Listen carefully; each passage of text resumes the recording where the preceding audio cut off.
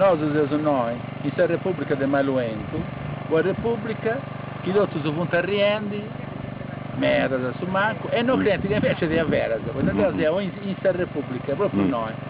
E se io domandando, io ho fatto con Mictau, poi da Ragoli, su di noi, tutto stato su, poi da Vigai. Mezza gente no, ma deve piegare questa regione a me, no, non è questa regione che deve piegare questo.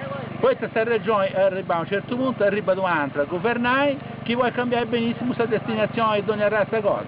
Mentre invece chi deve avere un nostro popolo, come sta punendo esatto televisione più o meno, €1 per isola, e se io subito al mese più 700.000 immigrati, ponendo €100 su di noi per fare tutto.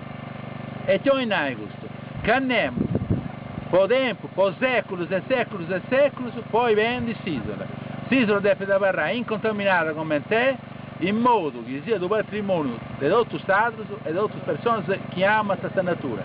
Questa è una delle spaghe perle ancora in tutto il Mediterraneo, anche non c'è un domo, non c'è nulla, è incontaminata e ci deve parlare.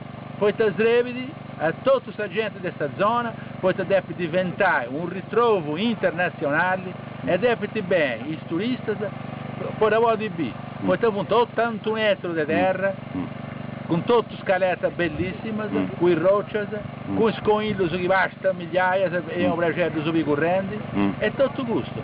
Perciò questa battaglia che si può andare innanzi non è fatta in nessun modo personale, è semplicemente si deve riappropriare come popolo, non come cosa, come istituzione. Poi questa regione sarda è una regione sarda su beneficio dell'Italia. Questa pragida non pragida è la Repubblica del Maluento.